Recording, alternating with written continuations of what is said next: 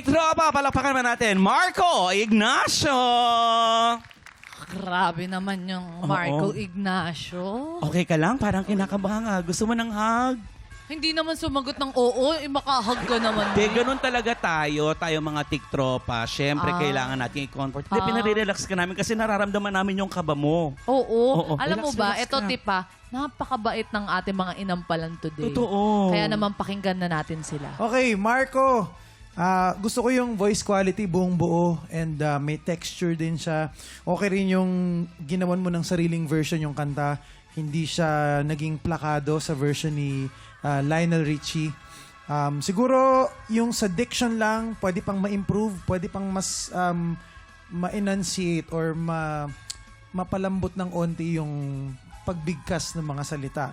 Also yung timing, especially sa first verse, pagka medyo hinuhuli mo ng onti, tapos ibabalik mo dun sa tamang timing, parang yun yung mas may lambing siyang pakinggan. So yun lang yung timing, pwede, madali lang siyang aralin. And also dun sa change key na part, siguro kailangan lang siyang ensayuhin. Pakinggan mo yung areglo. Kumbaga yung technique or yung sekreto na ginagawa namin dyan is kung may mga parts sa kanta na medyo tricky or biglaan yung pag-change key, pakinggan mo siya ng pakinggan. Huwag mo muna siyang sabayan para maging ma-familiarize or maging mamemorya mo na ito na yung change key para hindi lang nagtunog na bigla. Yun lang. Sir Renz? Marco, meron lang isang napansin ko na hindi maganda yung putol mo. Isang salita lang na yun. Always. All nagputol ka tapos ways. Wag. Bubuin mo yun para mas maganda. Okay?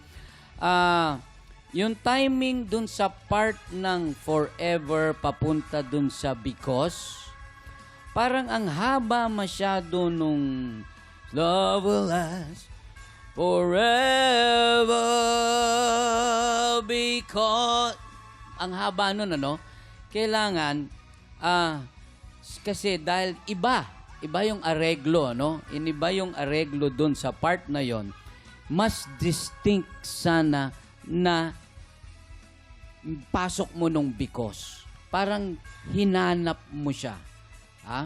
Kailangan, kung makakalusot ka, dapat alam mo kung kailan papasok talaga yung because na part. Take note of that. Yung falsetto, lagyan mo pa ng diin ng konti kung kaya. Kasi ang falsetto mo medyo mahina pa. Okay? Kung kaya pang maidiin yun, mas maganda. Maganda ang stage presence mo. Yung quality ng boses mo na baritone, bagay na bagay dun sa kanta na to. Yun lang.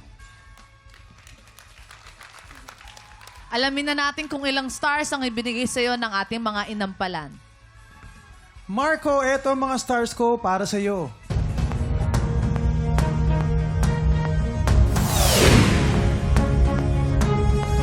Three stars ang binigay ni Darrell. Hana? Marco, ito naman ang mga stars ko para sa'yo.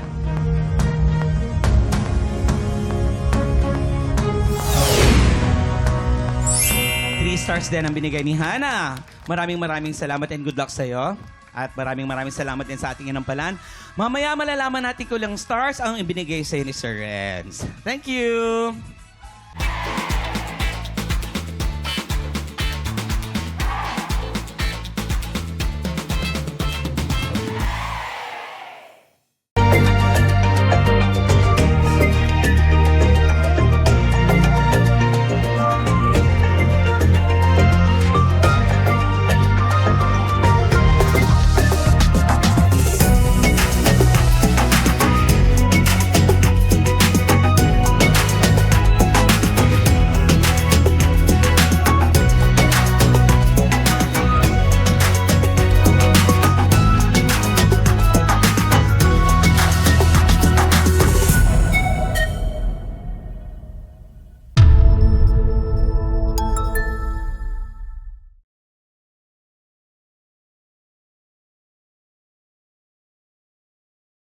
Tiktropa! Pinanood mo hanggang sa dulo itong video na to? Very good ka!